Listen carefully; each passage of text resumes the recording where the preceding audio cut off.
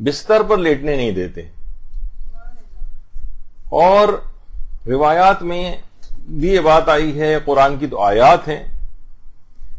کہ وہ ایسے افراد کی تعریف کی گئی ہے کہ جو رات کے وقت اپنے پہلوؤں کو بستروں سے الگ رکھتے. اور تفسیر نمونہ کے اندر بھی یہ بات آئی ہے کہ ہمارے امام جعفر صادق علیہ الصلوۃ والسلام فرماتے ہیں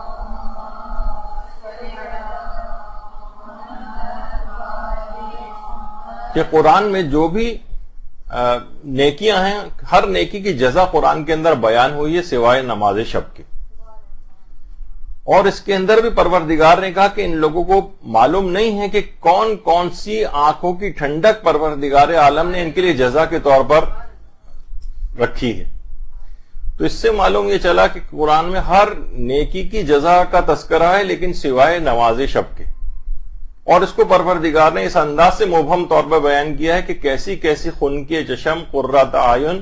کیسی کیسی آنکھوں کی ٹھنڈک ہم نے ان کے لیے مہیا کر کے رکھی ہے جنت میں. اور نماز شب کی فضائل کی یہی دیوانگی تھی کہ جو کہ امام خمینی کو آخری وقتوں تک کے اندر منہ پر آکسیجن لگی ہوتی تھی اور اسی حالت میں نماز شب کو ادا فرما رہے ہوتے تھے. اور یہی دیوانگی تھی کہ آقا سید مصطفیٰ خنساری بیان کرتے ہیں کہ شدید برف باری ہو رہی ہوتی تھی، شدید سردی ہو رہی ہوتی تھی، اور مدرسہ فیضیہ میں برف کو توڑ کر سرد ترین پانی سے وضو کر کے امام خمینی نماز شب کو ادا فرماتے تھے. اور پھر کیسے اس کو کوئی شخص نہ انجام دے کہ روایت میں یہ بات آئی ہے کہ اگر کوئی شخص نماز شب نہیں پڑھتا ہے تو وہ شیعت سے بھی خارج ہے. بہت بعید ہے کہ کوئی شخص مومن ہو اور وہ نماز شب نہ پڑھے.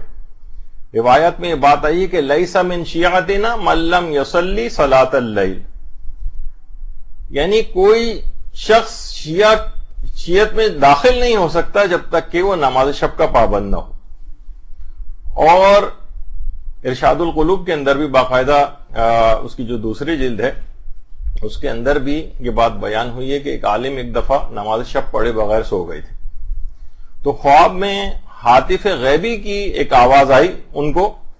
کہ جس وقت خدا صاحبان ایمان کے اندر جنت تقسیم کر رہا ہے یہ بندے سو رہے ہیں، اور یہ لوگ بہشت پر اتنے زیادہ قناعت پسند ہو گئے ہیں کہ جنت ہی کو انہوں نے فراموش کر دیا ہے اور نماز شب نہیں پڑھ رہے ہیں.